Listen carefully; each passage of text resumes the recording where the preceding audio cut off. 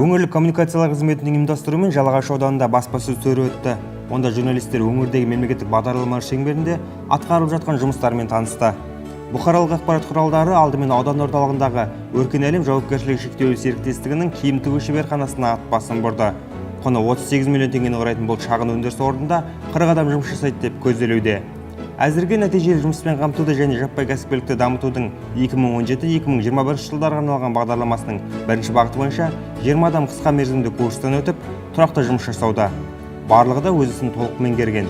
Кәсіпорын қазіргі кезде түрлі мекемелердің арнайы киімдерін тігуден бөлек, мемлекеттік сатып алу бойынша әскери оқ өткізбейтін қалқанша тігумен айналысуда.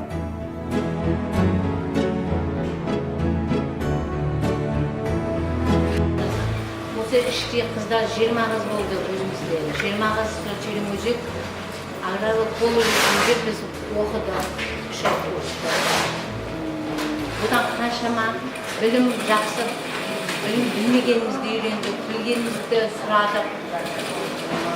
Соның арқасында қазір жұмыс істеп жатырмыз. Ал қазақылықтың қаймағы бұзылмаған Жаңаталап елді мекенінде ауыл тұрғыны Мейрамкүл Романова жын түтетін цех ашып, қолөнер бұйымдарын жасауды жолға қойған. Жастайынан қазақтың ұлттық өнерін дамытуды армандаған жан нәтижелі жұмыспен қамту бағдарламасы бойынша 1 миллион теңге жеңілдетілген несие алып, бизнестің жол картасы 2020 бағдарламасының гранттар бағыты бойынша мемлекет тарапынан 600 мың теңге қаржы иеленді. Бұған дейін көктемгі күзгі қырықтықтан кейін шаруалар қойдың жүнін далаға өртіп, қоқысқа тастауға мәжбүр болатын. Енді ол шикізатты ауыл азаматтары қолөнер шеберіне өткізуде.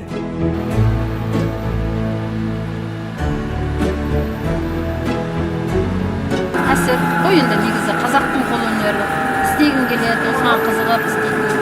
Талаптанып өстіп ауыл әкіміне бардым, мен осындай нәрсе істегім келеді. Мемлекетіміздің осындай қаржы бөлініп жатыр десе, мен соған қалай аламын деп кеңес сұрап бардым. Ол кісі Жалағашқа жіберді мені. Сосын нәтижелі жұмыспен қамту орнына Советке барып, ол кісілер оқуға жіберіп, осы айдың аяғында оқыдым, дамуда. Атамекен есімен оқып, сосын Атамекенге барып, Атамекеннен олар соны неге жолдап, ауыл шаруашылық қолдау қорынан барып, сол 1 миллион алдым, 1 миллионға жаңа станок алып келдім. Мақта түтетін, жүн түтетін, сонымен киіз бастым, мынандай не қылып. Киізден де енді алып атқандар бар, сұраныстары. Сәйгүлік шаруа қожалығы аудандағы ірі қожалықтардың бірі. Осыдан 20 жыл бұрын жұмысын бастаған отбасылық бизнестің бүгінде ісі өрлеген. 2013 жылы сыбаға бағдарламасымен 5 миллион теңге жеңілдетілген несие алып, екі бас ит бағытындағы асыл тұқымды бұқа мен 33 бас жергілікті аналық сатып алған. Бүгінде мал саны 150-ге жеткен. Аталған шаруашылықтың төрағасы Қабылбек Нұрмағанбетов қазіргі таңда еңбек етемін деген жанға мемлекет тарапынан қолдаудың көптігін айтты. Ел тірлік жасау керек. Еш нәрсені ешкімнен сұрамау керек деген мақсат қойды алдымызға. Соған үлкендер кісілер, сіз саяси жағынан да өмірден де көрген тәжірибеңіз бар, осыған бастамашыл бол деп мені шақырған. Сонымен басталған шаруашылық бұл.